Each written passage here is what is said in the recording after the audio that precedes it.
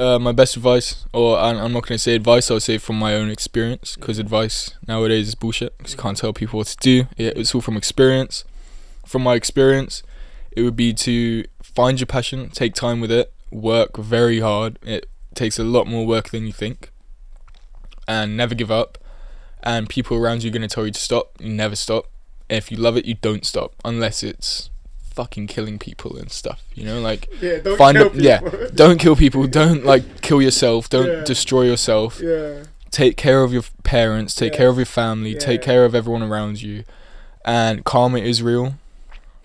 Do good things will come back to you, and just be the best version of yourself at all times, and work 10 times harder than everyone else, and work 10 times harder than you think you should at anything. Even if you're at a job you don't want to be in for the rest of your life, work hard, because people will see that, and you never know, you might meet someone there who you might meet 10 years down the road, and they'll be in a higher position than you, and they might say, oh shit, I remember him from that pub he worked in one day, I remember him from that warehouse he worked in one day, I met him, he was always the hardest worker, we should take him because now he's in a position where he's making money off of himself, he's the one to rely on because I know he's a hard worker. So just work hard, don't give up, and smoke a joint if you want, just one, or just have a couple beers. Just a toke.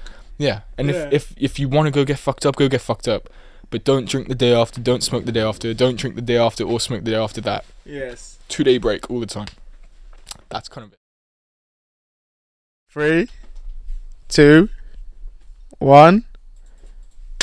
Hello. Welcome to another episode. That was good, Welcome to another episode of the Jeffrey Southman podcast. Today I'm here with Louis. Louis, how are you? Introduce yourself, introduce how we know each other. Yeah, man, I'm all good. Yeah, I'm just glad to be here. Thank you so much for having me. Thank you, Connor, for hosting us in the background. Thank you, Connor. Connor is here, by the way, guys. He's just sitting there. And I know Jeff through Connor as well. Met him here, funnily enough, and first saw him on the podcast he did with Connor, and couldn't wait to be on it. And now here I am, man, looking into the future. I appreciate it, man, and I appreciate you being here, man. I know that it's been a long day for all of us, but thank you, Connor, again. He's there, so if you hear someone in the background speaking, it's Connor, just playing Minecraft, or not Minecraft, Roblox. I'm sorry, not Minecraft. How dare I? But today I wanted to get Louis on because I thought, like, when we had that conversation, you're talking to me about music. I've always had an interest in music, so I always wanted to talk to someone about music. I know I do that with Connor sometimes too, but I thought it would be good to also get you involved and hear your perspectives and, get really into it. I want to try learning some of your music perspectives and just stuff like that. So let's get started. So to start with, explain to me music like I'm a kid, like I'm a child, like I've never heard of music yet. What is it? What is music to you? And like, how would you explain music to someone who's never even been introduced to the topic? Okay, I'll say. I'll hold it. I'll say music is it's a form of expression. Used to basically write a blank canvas. It's used to write color onto a page of white. You can add to life, and it's just like art, just like a movie, just like walking down the road and noticing birds and butterflies and bees. It's like something else. It's just something else. And I think if you have a way to make music in your mind, you've always felt like you could. I felt like I could since I was a child.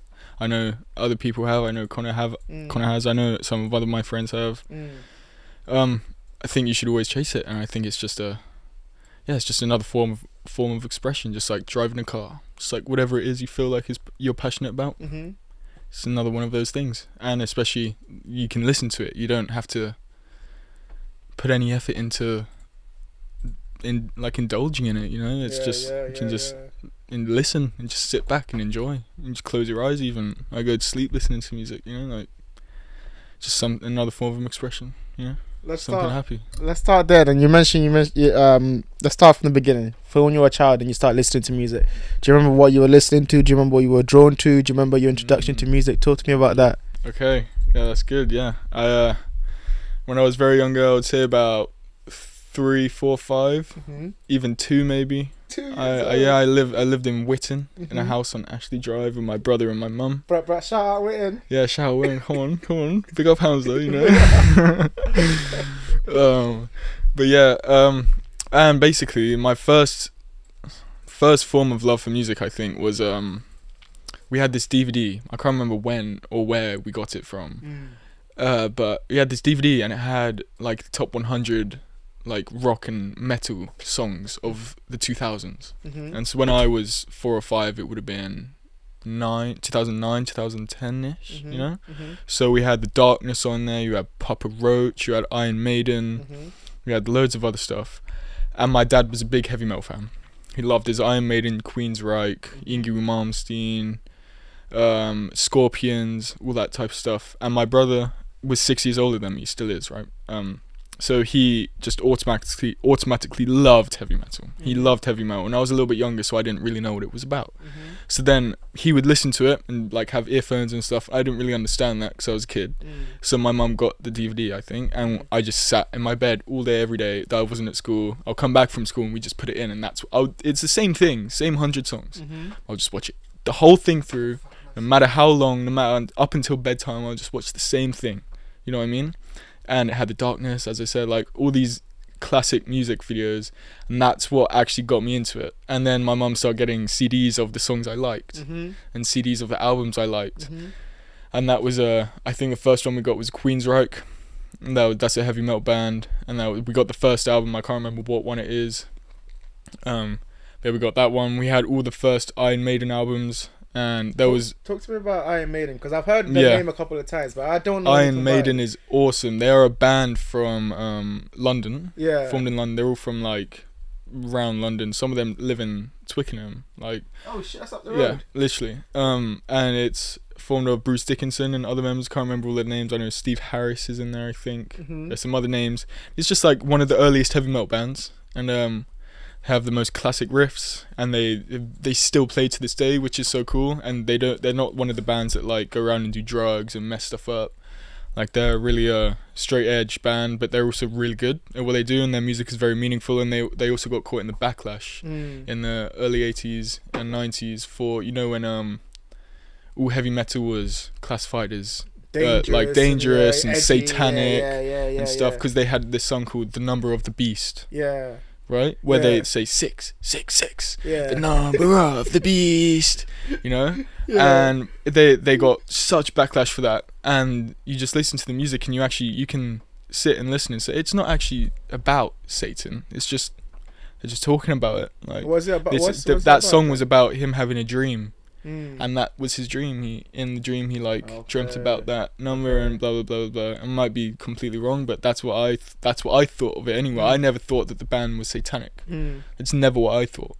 And I was a kid when I first heard that, like 4, 5, 6 years old. And when I grew up and I looked back into the media and I saw all of those interviews of them being like questions about their satanic beliefs and stuff, it was like I never once even thought that. And I was a kid, I didn't know what Satan was. You know, like I had no idea, but I never thought that. And that was why I love Iron Maiden as well, because they got such backlash and they're still here today doing world tours, not being stopped, like doing exactly what they love. And I think they're in their 60s, 70s now.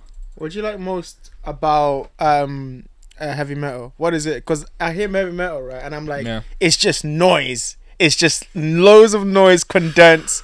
But it's more than that for you. So what is it about heavy metal that you like the most?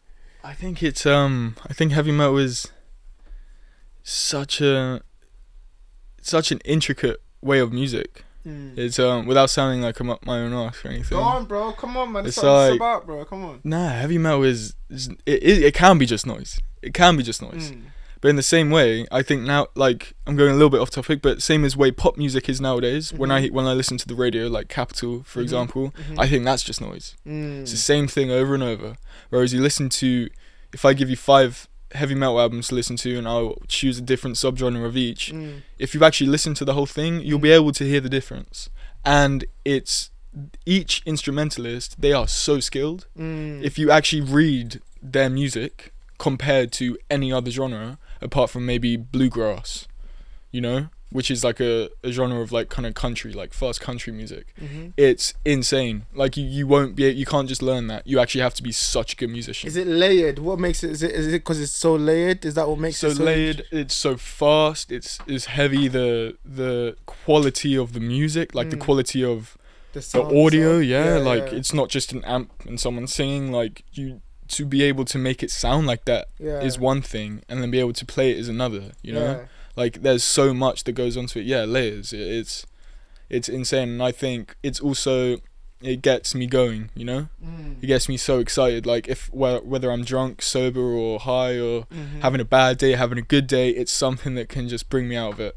Something that can just excite me and just sit. Even if the worst thing has happened to me, I can just be sitting there with my headphones in on the bus, just like bopping your head to read. Whereas if I'm listening to, like, no hate to them or anything, but like Ariana Grande or something, like I just can't really be at the back of the bus. It's not the same vibe. It's not at all, isn't it? Like smoking my cigarette. Like I hate the on the world. bus Like, too. Fuck that shit. Like fuck you all. You know, like fuck that teacher for saying that to me. Like fuck you, and then like. And maybe, like I can't really do that. It's not the same vibe. You need something to let it out, and I think anyone can. It's not just like you can't just be a kid that has long hair and wears rings and stuff. Like that's not what heavy metal is. If you like it, you like it. And I think it's for anyone. I think people who go through dark times and people who have a lot of stuff going on, that's why they like it a lot more. They like it a lot more because it elevates your heart. And normally people with stress, their heart rate is going very quick because they have anxiety. And I think that's why heavy metal is also good, because it gives you an outlet through that expression of music. Which, going back to the first question, you know, it's a outlet of expression. You know, it's whereas you can't really do that with pop. It's not. I think pop music and that kind of thing. I sound like I'm hating on pop, which I kind of am. I mean, but it's pop I music. kind of There's some good pop music. There's some good pop music. I like 2000s. Pop, yes, I was gonna say. You know, like Britney Spears, like Toxic. Like that type of stuff. Banger. That's good pop music. That's good pop music. Like Mumford & Sons, love Mumford & Sons. Yeah. But then nowadays it's a bit more like... Yeah, it's generic. Yeah, it's generic. They just do it for the plays in the radio and just for the people to listen to. Exactly. And I feel like you can't really hate on that, because if either one of us were given that opportunity to be like... Of course, yeah. Hey, we'll give you 2 million if you can make this album in 10 days. But then what about your, like, you know, your artistic integrity? Like, you know what I mean? Like Exactly. That comes into play also. It does come into play. It does come into play. I got a question. And I'll go off that. That's good. That's a very good introduction. I know I asked a stupid question to begin with. Explain music to me like I'm a 5-year-old. But you did very well. That was very good. I fuck with that. Okay, so thinking to music and thinking of the broad terms of the genres of music and stuff like that, what would you say is the best representation music has to offer from your perspective? What I mean by that question is, like, obviously music, like you said, is layered. It's got many different ways to go about it. But in your perspective, maybe I'm asking the question, what's your favorite genre? But like, what different types of music are out there, and what do you think represents, like you said, the best expression of music, layering the paint, like you described it? What's the best version of that? Okay, I think nowadays I would say the best version of that I've seen recently, it would have to be like the rap through the 90s and early 2000s, like that old hip hop, the original hip hop. Biggie, Nas. I was never a fan of Biggie or Tupac. I'm gonna get crucified for that, but like, nah, that's fine. You know, but like, I even don't. Still, or you mean like back in the day? You mean? Even still, I wasn't alive back in the day, mate. I wasn't alive, mate. Like, I don't know. Back in the day when we were all chilling in the streets of Queens with Nas, you having fun of Nas. Yeah. You mean no. But yeah, I mean, like, yeah, no, I think it was such an accurate representation of who they were, and they got such hate for it, but they never stopped. Like, my favorite rapper, I think, was Big L and Nas, both of them. Like, they were both, I think, the best, and they actually were true to what they were saying. And I think that a lot of people could relate to them, because they were never faking it. They were never doing it for clout, as you would say, or anything. Like, just being real. It was just them being themselves. Instead of maybe when they grew up they weren't thinking they're being real, it's just them being themselves. And then they grew up and like, oh, rap is a thing. Same as like, what's his name, 50 Cent. Like they grew up like thinking just, oh, this is just what I am, this is like life. And like that's just what they do. And so I think another way to explain that is someone called Marilyn Manson, whose book is right there. Show me the book. Show man in the book. Long Hard Road Out of Hell is written in 1998. Autobiography is, you should read it. Very, very good.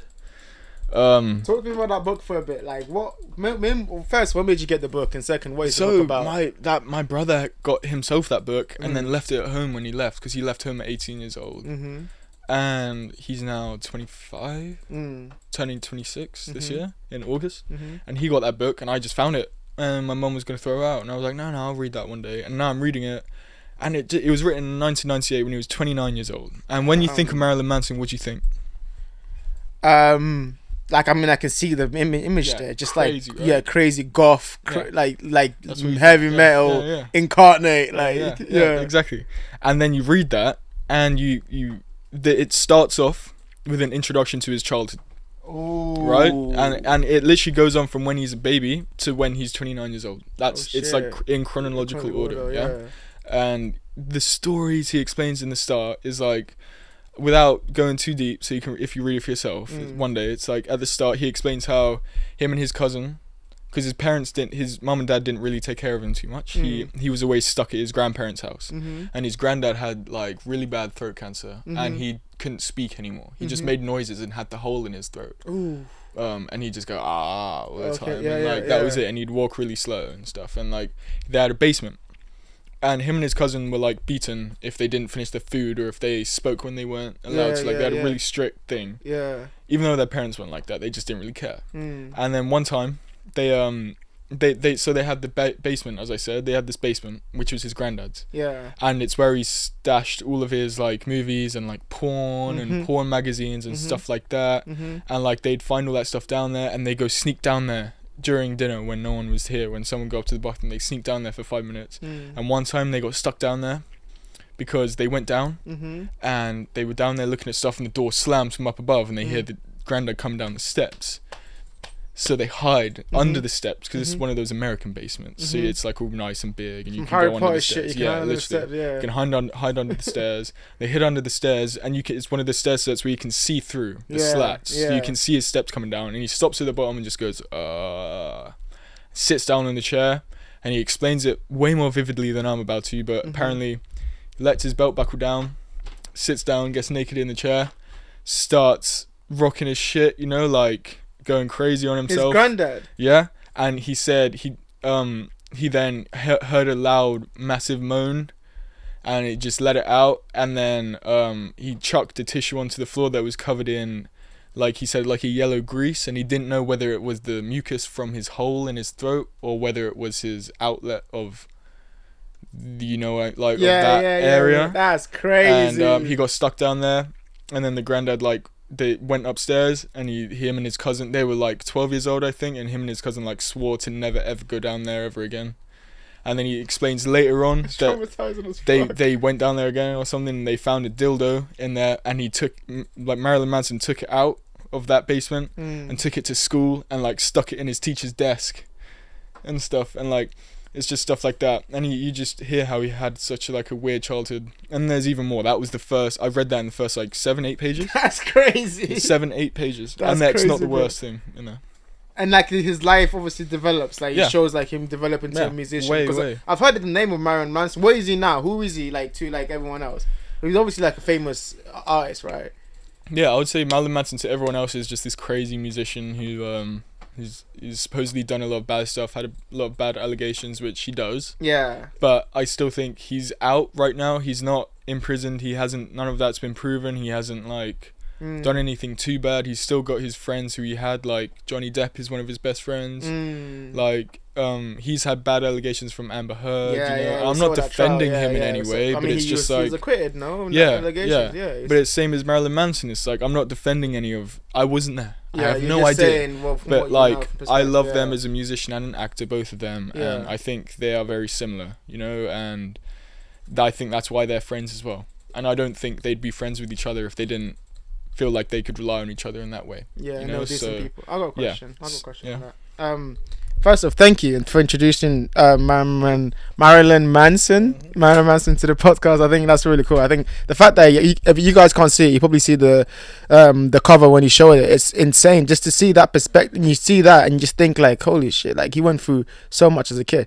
But anyway, the question I had was that obviously I don't know if he's one of your inspirations for when you started making music, and you mentioned about how rap was what you think is the best representation of music. What is your inspiration when you started making music yourself and you started really getting into it and taking it seriously? Who inspired you to actually create, and who still inspires you to this day? Okay, that's good. I love that. Yeah, I think a lot of it came from a layer of trauma from being a child, and like I can talk about trauma for ages, but it's like at the end of the day, nothing that bad happened, you know. I can't really call it, I wouldn't call it abuse, but some other people call it abuse. I would never call it abuse, you know.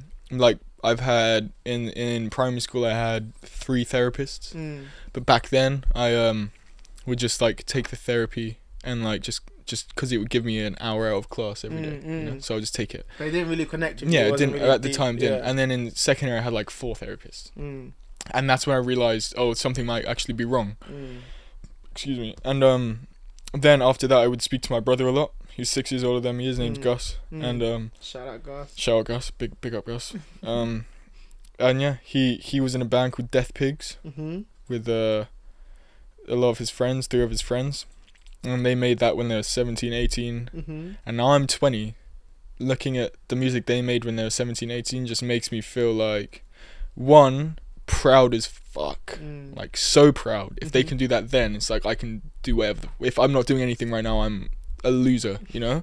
Like I can do so much more with my time than what I am, and they did that and they're still doing more, and it's like that's one thing that inspired me a lot.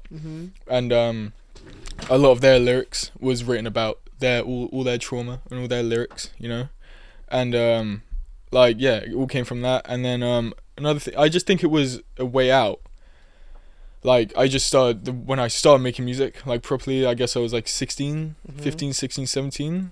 Like was when I actually started properly doing it. Like I started writing lyrics at 15, started recording at 16, and then making beats at 17. Did you not like, so did you start playing an instrument before you started thinking? Yeah, I used to play guitar when I was like 10. I gave it up and then came back to it when COVID happened, and that would have been when I was 16, 17, 16. Yeah. And that's when I started playing guitar, and I haven't stopped since. So you were writing lyrics before you actually started playing guitar? Yeah. When would you start writing lyrics, like you said? Was it like just trying to express the trauma? Yeah, just trying to express. I'll just find songs online that I like Google the instrumental and just write my own lyrics, and then that turned into finding beats, and then I was like, actually no, all these beats are fucking shit. I'll just try and make my own, and then they were even worse, and then I'll go try and make my own. Like again, it just got better and better and better, and then I learned how to sample, and then I would sample everything from those beats or those instrumentals that I like to games like Call of Duty, like where I'd find sounds from Black Ops 1 and World at War and just stuff I grew up around.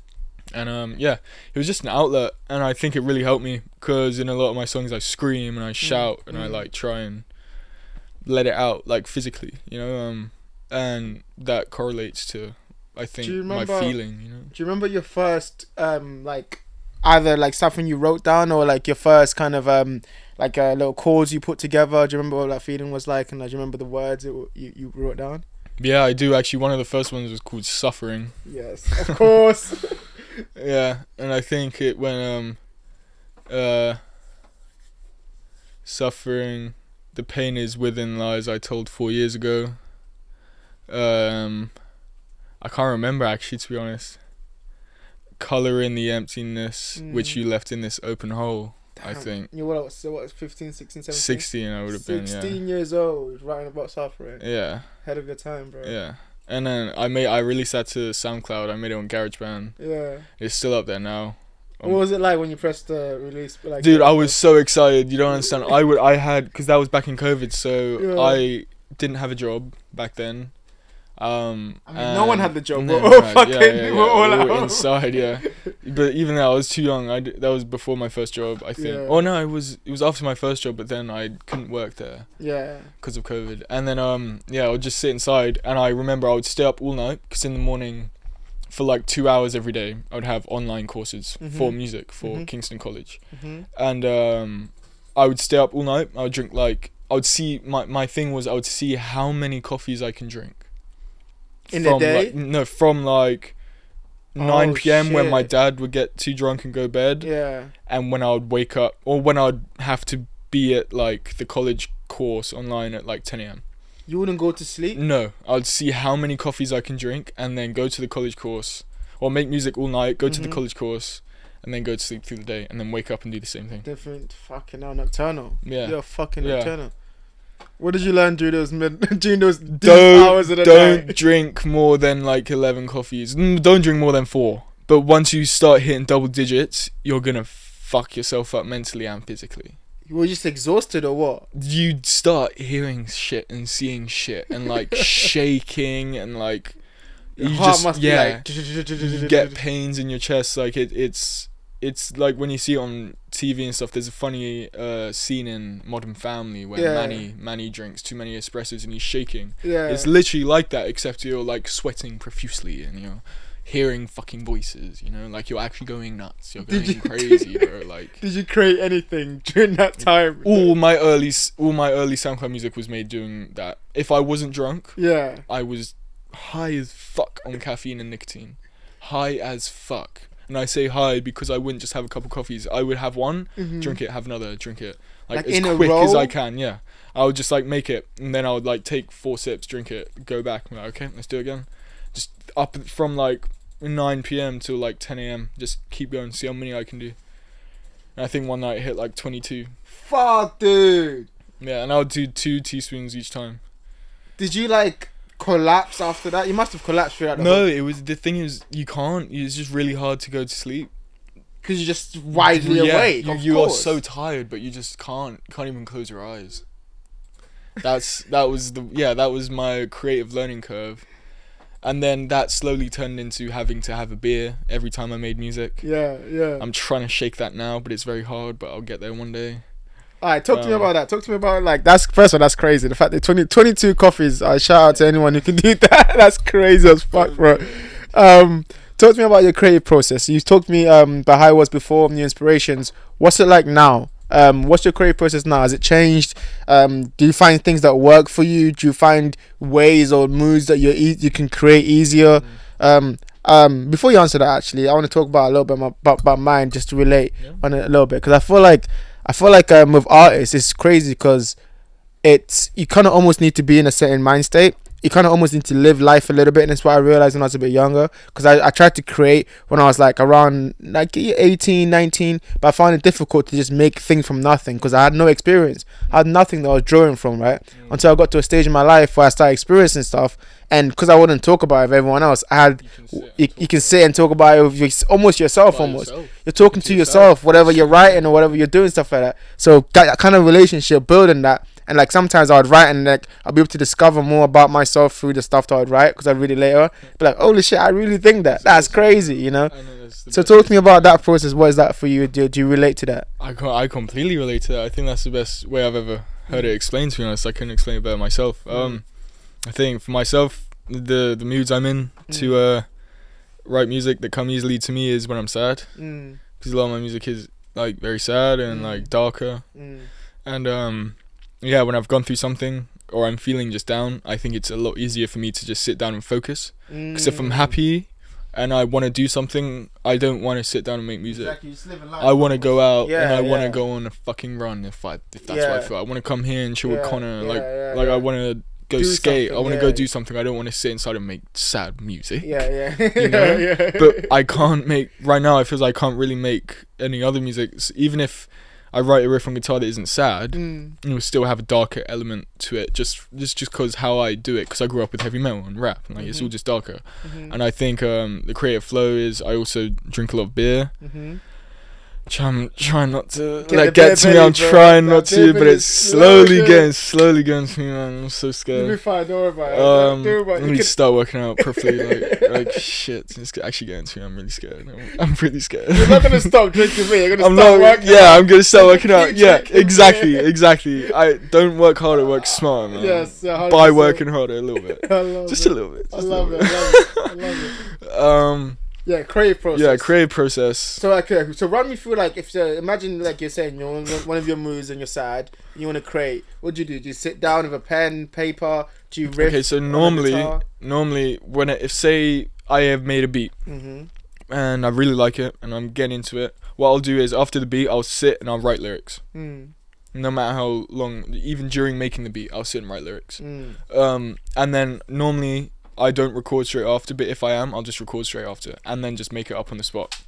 Not like doing a whole thing, but I'll do layers. I record myself like 8 to 12 times. Alright, let's break it down. Break it down. So first the beat first. Like what I is always it? do the beat. How do you start making a beat? What is a beat? How do you make a beat? Like imagine I'm a stupid idiot. How do you make a beat?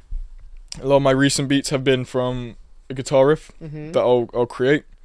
And that's just normally literally sitting around and fucking around with the guitar. Like everyone else, like you just sit around, I'll find, it sounds like so cliche, but I literally find a fret on the guitar. Do you want to get the guitar and let's run through one? Yeah, let's try. We're not going to make a beat now, obviously, but I want to like get the visual of like how you're going about in your mind doing it. String guitar.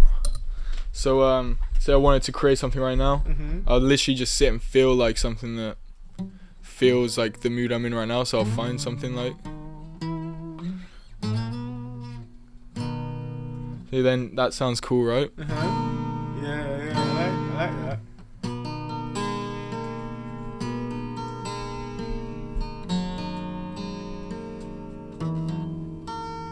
Like then you just those first two sounded cool, right? So you can just go.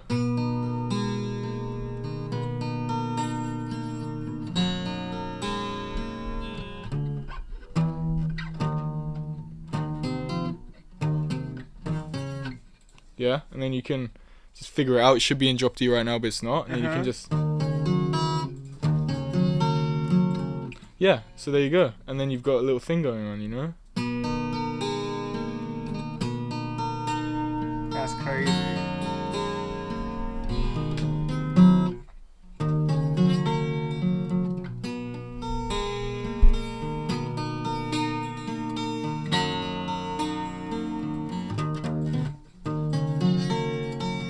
Like something like that. That's very. How do you know it's done? How do you know you got to a place where you can move on or you can like build on it? So to a place where you can move on and build on it is my way of doing it. I'll create something like that. That was very simple and not that good at all. But I'll do that. I love I love how every musician will always be hard on themselves. I literally asked this guy to just pick up a guitar and play anything without any like preamble. He did it and he's like, oh nice shit. Of course, but you just did it out of like random thin air. But anyway.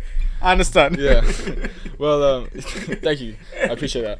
But like, so yeah, what I'll do is, so I did that, and then what I'll do is I would practice it up until I'll practice it up until it is perfect, in my opinion.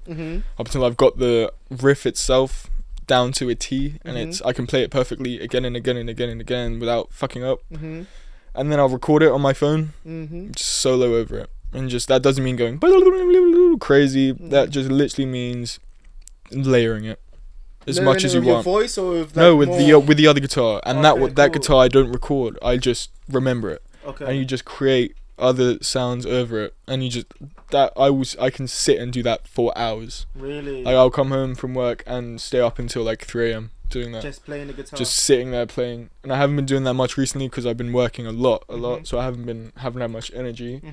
But now I think I've done it enough that guitar's not gonna just fade away anymore. It's I'm at the point now where it's there. So that's the process.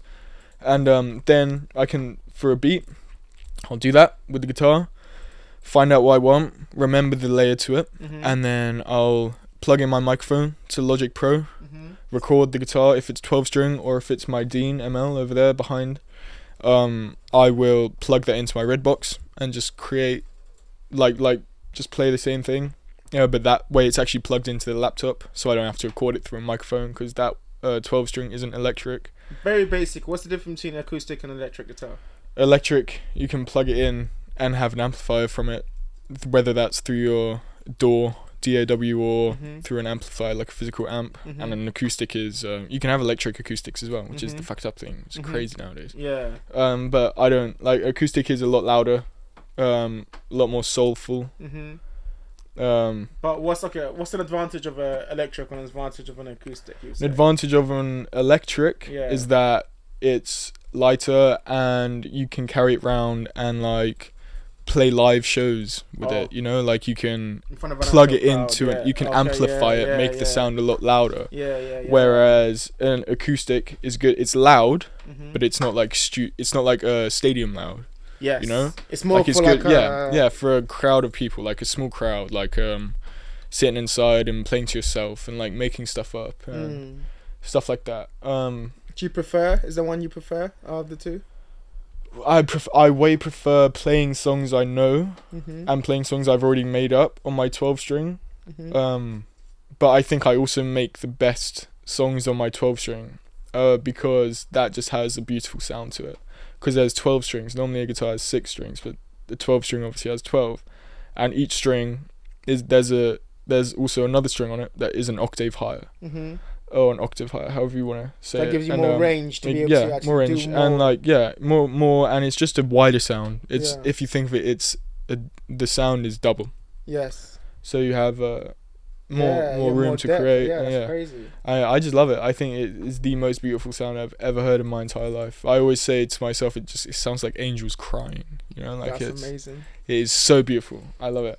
And I prefer playing 12 string to myself, but like I think when I want to do like heavy shit, it's nice to play on the electric, but then sometimes even when I make a heavy song, I can't play it on electric. I have to play on 12 string, otherwise it doesn't sound the same because I wrote it on the 12 string.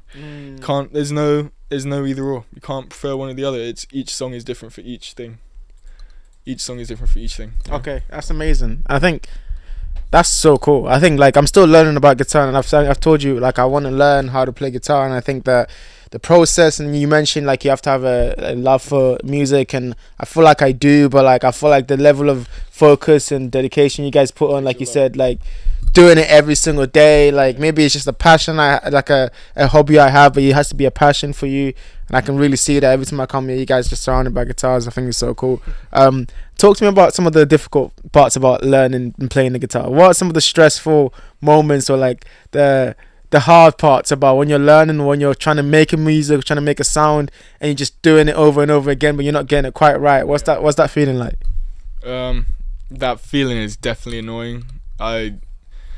Before I even started making music, I always referred to it as the writer's block. But that was before I learned it. And then I was like, oh yeah, I'll never get fucking writer's block. Like, that's bullshit. I love music. Like, I'm too good. You know? I'll never feel like that, man. And then literally recently, about 3 or 4 months ago, I started getting writer's block, and it was fucking horrible. And I think it comes from a level of anxiety. It's not because nothing's happening. It's not because something's happening. It's because you don't know how to deal with what is happening. And you can't change that if you don't change your way of life. So my way of changing that was to start reading a fucking book, man. Start staying outside. Start staying off my phone. I started exercising even a little bit. I stopped smoking weed. You know, like I stopped doing stuff that would bring me small levels of anxiety and give me more motivation. And stopping smoking weed was a big one for me. Even though I'll occasionally have a couple puffs, but I no longer smoke before I go to sleep. Whereas for years I would smoke every night before I go to sleep. But I can't do it anymore. What do you think about that? Like, they say creatives have to, like, a lot of smokers say they're doing it because it gives them creative inspiration, but you said that actually it gives you more anxiety. What do you think about people who say that then? I think that they haven't been smoking weed for as long as I have. They don't have the time in the game. I think not put the time into this. Yeah, I think I smoked a little bit too much weed. You know, when did you start smoking weed? Properly when I was 14. Fuck. Like 6 years. Yeah. And it's like, and when I say a lot of weed, I would like through secondary school, I'll go through an ounce of weed a week. In secondary school. Yeah, and I would like buy 2 ounces, sell 1, and then smoke the other one, and just from selling it, I could buy another two, ounce. That's economic. That's and smart. I could just keep going and smoke for free and sell. That's and like, I crazy. wouldn't have to pay for weed. And because I got caught up in that myself, I just smoked all the time, and it was just my way to get out of what was going on at home. And then I grew up a little bit, and not saying grew up as in like, oh, you have to grow up. I just meant like physically aging a little bit. As time goes past, I realized instead of hiding away, I had to actually face. I wish I sat and faced my problems, so now I could have the zoot and not stress out. I wish I faced it head on and just dealt with it and sat down with whatever the problem was, and sat down with my family and like enjoyed my time more. But life is perspective, though. Like, Life is perspective. Yeah, it completely is. Yeah, before. exactly. And I wouldn't think the way I do now if I didn't do that. Didn't go there before, yeah. Exactly, which is so true. And yeah, I wouldn't change anything for the life of me. If someone gave me a choice, take this pill or that pill, this pill can change everything, start again, or this pill you can like have $10 million. Like, I would say neither of them. Like, okay, I don't want to change anything. But yeah, you writer's block. Yeah, it can get stressful, but just gotta keep going and realize what's actually good for you.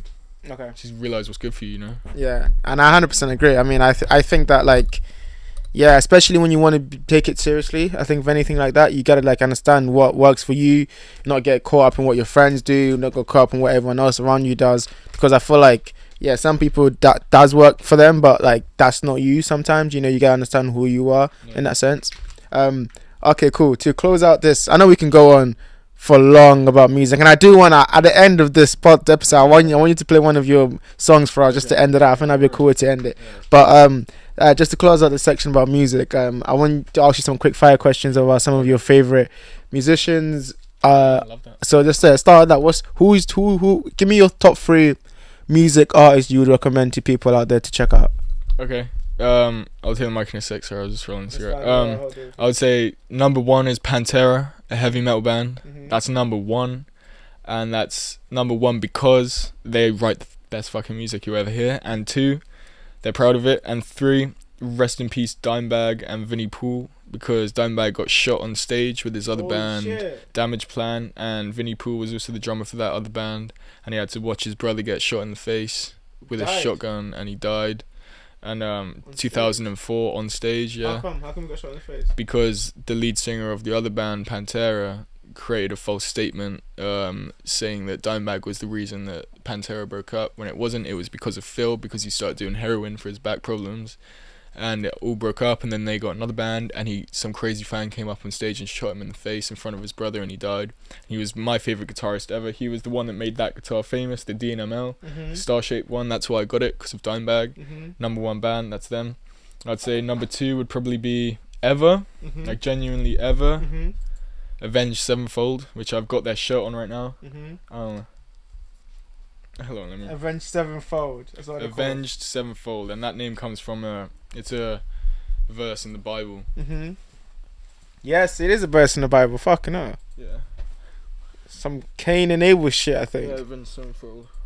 They're an American band as well. They're like late 90s, early 2000s, and they're amazing because I love their drummer, and me and my brother grew up in them, and the drummer died in 2009, which is when their shirt is from. This is from the concert that my brother went to see with my dad. Yeah. And the drummer died from a fentanyl overdose. He took Xanax, and then it was cut with fentanyl, same as Lil Peep. Fuck. And yeah, he died, and he was always like my brother and I's idol. We loved him. I still love him. I think he's one of the best drummers ever. He's awesome. You should listen to their music as well. It's all that they're both heavy metal, but you can see the progress. And so Pantera wanted to get heavier and heavier, because through the 90s it got grungier and slower and like kind of poppier. And they got heavier and heavier and heavier to say fuck that shit. You don't have to like become conform, generic. To conform. That's better than I would have said. To conform. And Avenged Sevenfold, they did end up conforming, but because their lead singer, his voice got so fucked up from screaming for so long, so the lead guitarist, Sinister Gates, he went to university before becoming a flamenco guitarist, I think it's called. He went to uni for that, and so once the lead singer's voice starts going, he was like, fuck it, we'll just make it a little bit slower and a little bit more jazzier, you know. And you And switched they're like, up. yeah, sweet. Yeah. And they switched it up, made like 6 more albums just doing that. And I still like it. I don't like all of it, but I think that as a band, they're still one of the most influential you could hear. Like, they hear all their music in all of the Call of Duties, apart like from Black Ops 1 onwards, hear it on all of them. Hear it fucking all of them. And then the drum died, and it's just like, yeah, you see all the documentaries, all their music videos as well. All their music videos, Pantera and Avenged Sevenfold, their music videos are fucking sick. And I love that as well. I love watching it because when I was a kid, as I said in the DVDs, I love watching stuff as well. And their music videos was something I can actually indulge in. And number 3, I would say, of all time, which is very hard. I don't know, man. Number 3, it would be so hard because I don't want to say another heavy metal one, you know, because like it can be another heavy metal one. It can be, we but know you like rap. We know you like. I know other, you know I like saying rap, like the best ones that you check other people to check out. Yeah, if I was on like a desert island, and I had like, 3 bands take? to listen to. Yeah. Shit, I would say honestly like number 3. Fuck, man, it'd probably be nowadays, you know, believe it or not, probably like Placebo. There's a band called Placebo, which isn't rap. It's kind of like early emo, before emo was an aesthetic. When emo was a genre of music. Was it similar to? It's heavy metal. Emo is like emo is it's like, you know, Lil Peep. Yeah. Nirvana type stuff. That's what people say emo is because yeah. they're like that kind of thing. But Placebo was emo before it was like dyed hair and tattoos and piercings. Placebo was like just dark, whiny voice, sad music with like a heavy aspect to it. And it was like very dark and traumatic in a way. And I love that as well. And when I broke up with my ex-girlfriend, like I went to see my friend up in Barnsley, and he showed me Placebo. Shout out Jude Bow, gotta love him. And yeah, he's fucking awesome. He showed me Placebo, and it was like one of the songs called Nancy Boy. Yeah. And it was like one of these games you know the song. You never knew. It's them. Yeah, I had like, oh my god. Happens all the time. Yeah, and I think I've listened to all the albums since, and they're the fucking shit. They are still the shit, and I think they're genuinely my 3rd favorite band. Okay. Like genuinely, Placebo. Okay. Yeah, Pantera, Avenged Sevenfold, and Placebo. Yeah, okay. And try to do the same thing, but now albums. Give me a three favorite albums. Number 1 favorite album, I know it. It's The Great Southern Train By Pantera. That's my favorite album of all time, ever. And I would say number 2 would probably be Swan Songs by Hollywood Undead. And then number 3 would probably be Sounding the Seventh Trumpet by Avenged Sevenfold. Oh, wow. I need to listen to these albums, man. You do? I'll send them to you. I'll send them to you because the high praise I can hear, I can feel it. I actually love them so much. That's what I grew up on. Like, I still listen to them to this day. Like, their songs, they're genuinely awesome songs. They've got longevity, you're saying? Yeah. They're awesome. They speak to me in many ways. That's amazing. Many ways. Then there's also what I used to listen to when I would sit in my room and take acid when I was a kid. Just sit there by myself, like ripping fucking sheets of acid and just like banging that music up. That's fair. Spiders coming out the corners of my room, just knowing it's not real, but just like welcome, friends. Fucking going crazy. Okay. Speaking on trying different things. It's a terrible segue, but fuck it, let's go. Talk to me about skateboarding. I know that you obviously you've got a deep love for music, but also skateboarding. How different is that? Like, what is skateboarding to you? What does skateboarding represent to you? What does what does it feel like to be on that board with the wind in your hair, or like? What if I was bald, man? What if I was bald? I don't know. If you're bowling, I was like, what's it feel like? The wind blushing against your ears, the wind just curving on the curvature of your head. My scalp. Oh yeah, I'd amend it. What's it feel like? Yeah, what's skateboarding mean to you? I would say, so this is coming from someone who is nowhere near a pro skateboarder, nowhere near a good skateboarder. I skate. I'm not a skater. Connor's a skater who's just left the room. A lot of our other friends, they're skaters. They have the right to say that. I'm looking into the camera because They're looking at you. They are skaters. I'm not taking that thing. Trying, but you're trying though. I'm so trying. It's fine. Yeah, it's fine. I can skate. I can ollie. I can do other stuff. You know, I can land a front shove occasionally if I skate 5 times a week every week. You know, but like, I'm not like amazing, right? But yeah, I love filming. I love filming them. I have a passion for filming skate videos, and I'm gonna make a fucking sick skate video, a sick skate film. I'm gonna make more than one, and I want us to make the music for that. And I think that's where my passion comes from, because I've grown up skating. I broke all my fucking bones. That's the crazy continuously part, that's the crazy and then part. I didn't pick it up for years, and then like a couple years ago I picked it up again. But again, I haven't lived at home in a while. I don't, like, this is my home, you know, like, I don't have a home, you know, not because I've run away or anything. I literally don't have anywhere else to go. So it's like, if I want to skate, it takes a lot of time, because I work 5-6 days a week. And when I'm not skating, my main priority is music. So skating is like kind of pushed to the side a little bit, which I wish it wasn't. And it's something you enjoy. I love skating, yeah. Okay. But I just love filming it, and it falls into the passion of music as well. Why do you like filming it, you think? What is it about it that grips you? I think it grips me because, one, I get to film my friends having the best time of their fucking lives, and I think, two, I then get to help with the music side of it, and we both get to see both of our fucking dreams come true, which I think is the most important thing in the world. That's the like, coolest genuinely. thing ever, man. And then 3, I think I look at all my brother's friends used to skate. All my friends through secondary, some of them used to skate. All my friends outside of secondary used to skate. I was like, fuck me, I want to skate. I want to. That's me skate. Right now, bro. I always want to skate. I want to skate, and I would get on and break my fucking bones after a couple of days. Like, literally, I'd broken this wrist twice. I'd broken this wrist once. I'd broken this side of my hand once. Broken that knuckle once. I broke this elbow twice. I fractured this elbow once. Like. And that was all just not being a skater. I'm still not, you know, and that's just from trying. From trying to skate. So it's literally like the passion of it. It's like you just have to keep going. Do it for the game. You know. I got a question on that. Then. What does falling over and getting up and falling over and breaking bones teach you about life? You know, relating skating to life a bit. What does that teach you about life and the struggles and shit we go through? That's an awesome question. Thank you. Awesome question. I think at first, when you fall off, you fucking hate life and you hate the skateboard, and you're like, fuck this, why the fuck did I pick it back up? Why am I doing this shit? Why did I pick this back up? In London, cold day. Yeah, there's no fucking point anymore. 10 minutes goes past and you see someone do like the craziest fucking heel flip or something, and you're like, alright, I'll give it one more try. Yeah, exactly. It is worth it. It's worth it. You think it's just worth it. Yes. It's just worth it. Just keep fucking going. And if you've picked it up and you've broken a bone, you're now involved. So there's no point going back. Did you just break a bone for nothing?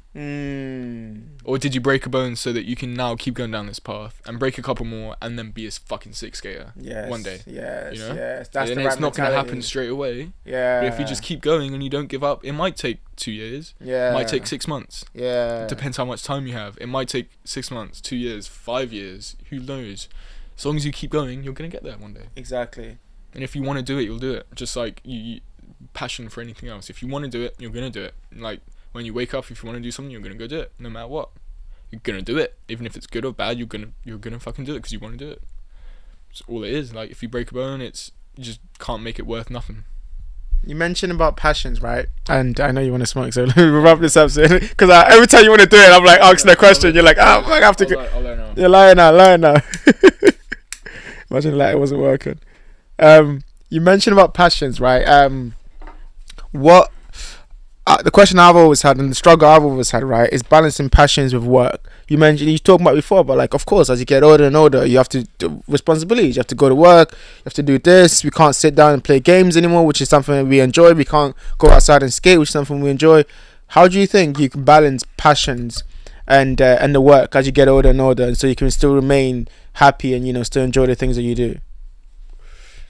I would say balancing passions and work. I would say you don't. At some point, whilst you're this age, you can balance it. If you're passionate about it, you can balance it like everything else. You just have to be passionate enough. And then I think what I've learnt and what I'm trying to do and what a lot of my friends are trying to do is turn the passion into your work. So I'm going to go to university for audio engineering so I can become a full-time musician. So my work is doing what I love, so it's not going to feel like work, you know. And yeah, turn your passion into work so that you don't have to balance anything.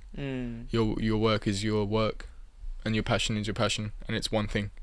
And in that, how do you not lose the love that you have for the passion? Because when passion becomes work, work becomes something you have to do, right? And you would like passion because it's something we get to do, something we do because we enjoy it. Yeah. How do you not, like, you know what I'm trying to say? Like, how do you not exactly lose that? Yeah, don't milk it. Yeah, don't milk it and make it like, you know. I think you have to take time with it.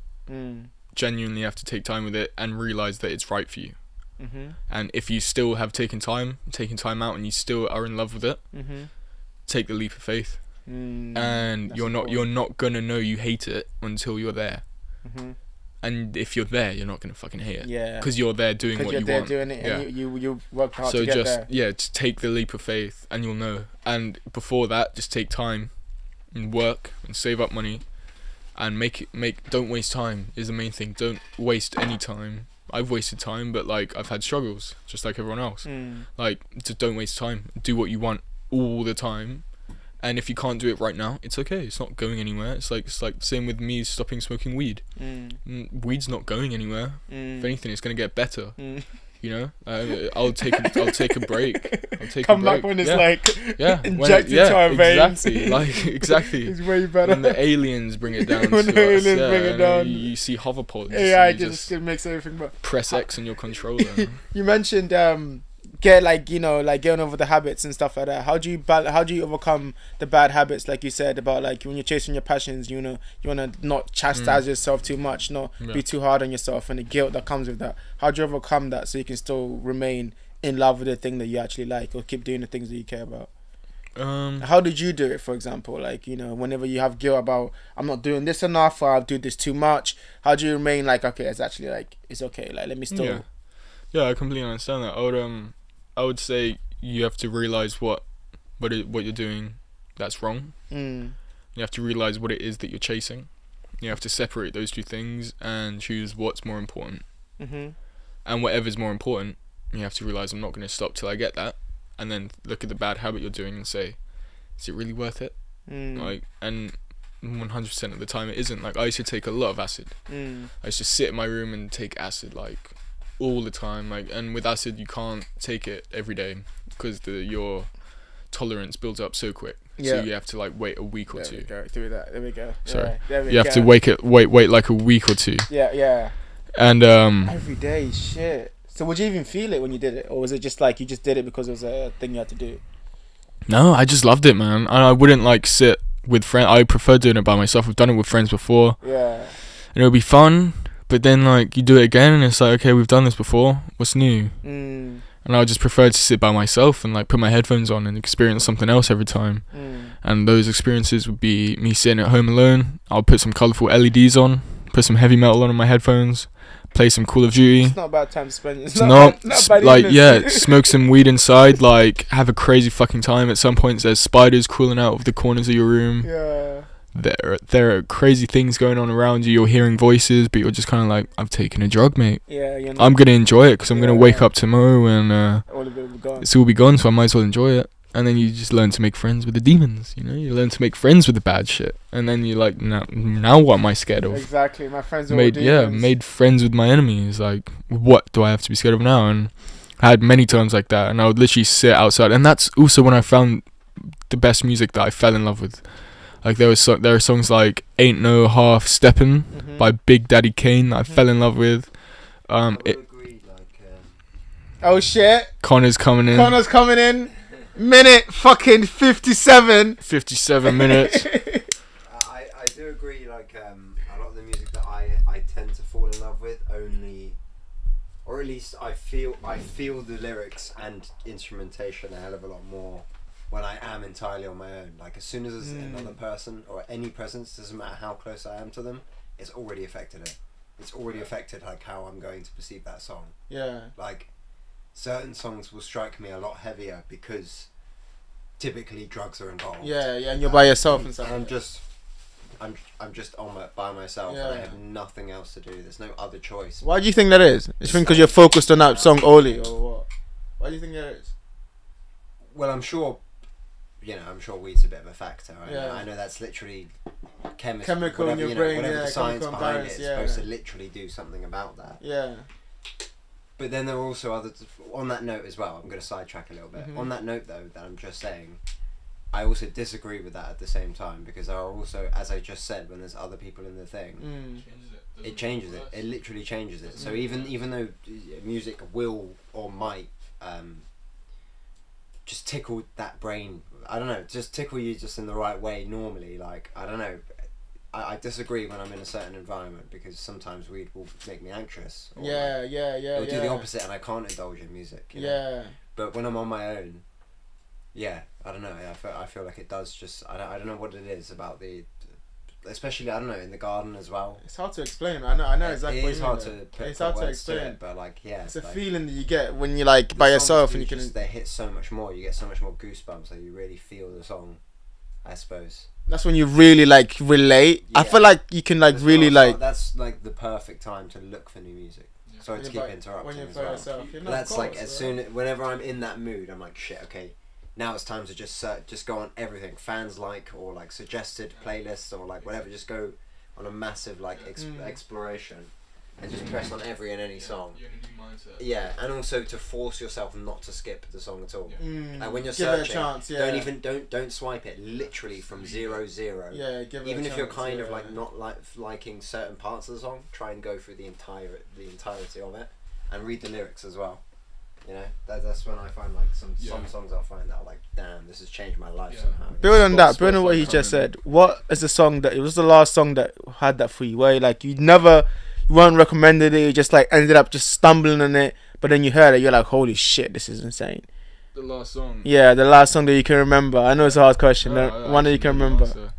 I would say the last song that I remember that from is called "Clean" by Static Dress. Oof. And it's kind of a heavy metal emo song. Mhm. I guess that's how you could describe it. But it's it's "Clean" by Static Dress. It's very heavy and screamish. I told Connor about that. I showed it to him, and he said he already knew it. And that was the last one. And it just, I think it's when you're in a moment of, as Connor said, in vulnerability and in a new mindset. And it helped me a lot, because it's just when I kind of just moved in here, and I was just going through a moment of not feeling alone, but just feeling a little bit vulnerable. Like, it's a new change. It's a big step, new step anyway. Like it's a big change, and it just helps you get through something. Finding a new song that you can fall in love with, finding new anything that you can fall in love with, and music was that, and that song was that. And it read the lyrics as well. When Spotify came through with the reading the lyrics, changed everything. Changed that. Whoever the fuck came up with that needs a fucking pay rise. I hope they got a pay rise for that. They need a fucking pay rise. Yeah, Clean, Static Dress. Alright, that's good. I'm gonna check that out. Actually, yeah, send that to me. I'll check that too. All right, so to bring this to a close, let's you've been amazing, by the way. Like the fact that you've been just so like on it, every question, every topic, bringing new things and bringing in, making connections. It's so cool. I just love this. Okay, to bring it close, what is the dream for you? If I had to ask you, looking as you know, aspirations. We all have aspirations. We all have dreams. We all have things that we want to achieve. If you looked out, not in the next 5 years, maybe the next 5 years. You know, the next 5 years, keep it like structured in terms of time frame. What is the dream for you? And then maybe in the next 10, like your whole life, what is the thing that you want to achieve? What's the thing that you want to go for? Even as crazy as it is, you know, even as wild as it is, something that you believe in yourself, that if you can achieve this, then you would have lived the life that you're happy about. Yeah. Yeah, that's awesome. Yeah, I love that. I would say my dream is to be I guess a professional musician as well as a creative director, you know. I want to be able to accurately express myself through a representation of my own music, and then also help my friends make music. That's why I'm doing audio engineering, so that I know me and a lot of my friends want to make music, but we just don't have the time to do it professionally right now, because we don't have the equipment, we don't have the money for the equipment, we don't have the knowledge. You can all get the knowledge online, it's very easy, but it's also very fucking hard Mm-hmm. when you're working 5-6 days a week and paying rent and helping your family and doing as much as you can. And I can't say that for myself, but I can say that a lot of my friends are doing that. And yeah, it's just very hard. And that's what I would say is what I would want to do. Be a professional musician. I want to be on stage for the rest of my life. That's what I'm bound to do. That's what I'm not going to stop till I'm doing. Mm-hmm. And it's what I've always wanted to do. Back to the DVDs from Question 1. Dude, oh my god, I can't express enough. I'll be on the sofa playing fucking air guitar, man, ripping it like my mum screaming at me saying, we gotta go, wherever we're going. I get ready and I'm fucking butt naked, like not giving a shit, just like running around, like doing the helicopter, you know, like not giving a shit, like screaming the lyric 2 minutes to midnight, like by Iron Maiden, like fucking not giving a shit. Like that's what I want to do, man. I want to get back to that level of being a kid and like just not having any stress. I just want to sing music and make music and just have fun with friends and you can get paid to do that. Yeah, that's beautiful. You can get paid to do that, and I'm sitting in my room doing it by myself feeling sad. Mm-hmm. Fuck that, man. I need to be on stage doing what I want and getting paid for it, and bringing the people in from the audience. Yes. Who can come up to me after and be like, you've changed my fucking life. Yes. That's what I fucking want, and I feel like so what I want is capable enough of doing that, and where I want to take it to as well. I don't just want to do it for a hobby. It's what I want to do, and I'm not going to stop till I can help people as well. I love that, and I can see that for you, bro. I can definitely see that for you, bro. I think 100%. I want that for you, and I can see that for you, and like I'll be there as your friend, making sure that happens, bro. Fucking love that shit for you. To end this, I don't know if you still want to do it, but I would hope play something for us before we end it. Not to put you on the spot. I know as an artist, you'll have to play something for us. Alright, that's great. And while you get ready to do that, to have a think about any advice you give for the young people out there that are in our kind of in your path. You know, that kid that's sitting there in front of the TV, getting those DVDs, like you mentioned. You know, just thinking about he wants to achieve that, but he doesn't know what the path is. What would you say to that to that kid on how to get to that? To this point, my best advice, or I'm not going to say advice, I'll say from my own experience, because advice nowadays is bullshit, because you can't tell people what to do. It's all from experience. From my experience, it would be to find your passion, take time with it, work very hard. It takes a lot more work than you think, and never give up. And people around you are going to tell you to stop. You never stop.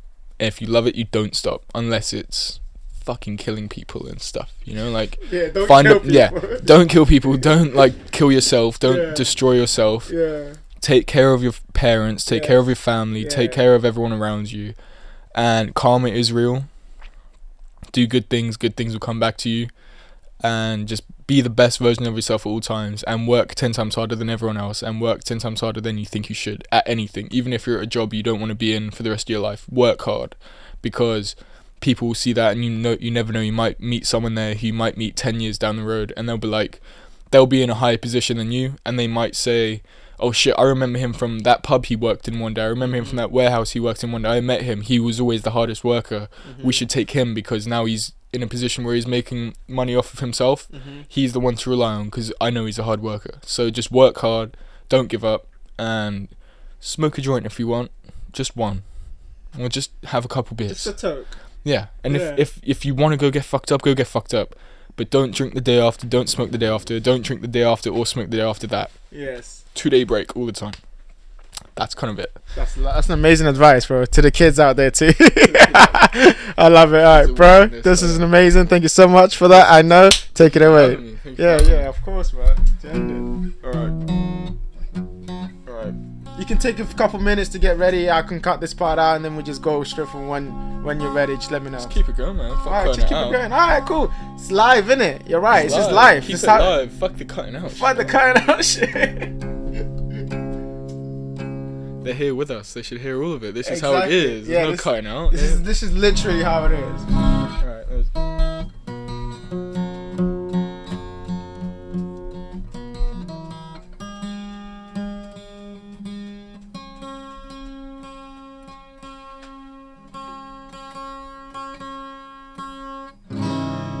Alright, I'll make this. It's probably about like 5 minutes long, if that's alright. Yeah, of 5, course, 6 of minutes long. course, bro. Take your time. Alright, this is it. I'm gonna have a sip of beer before, so I don't.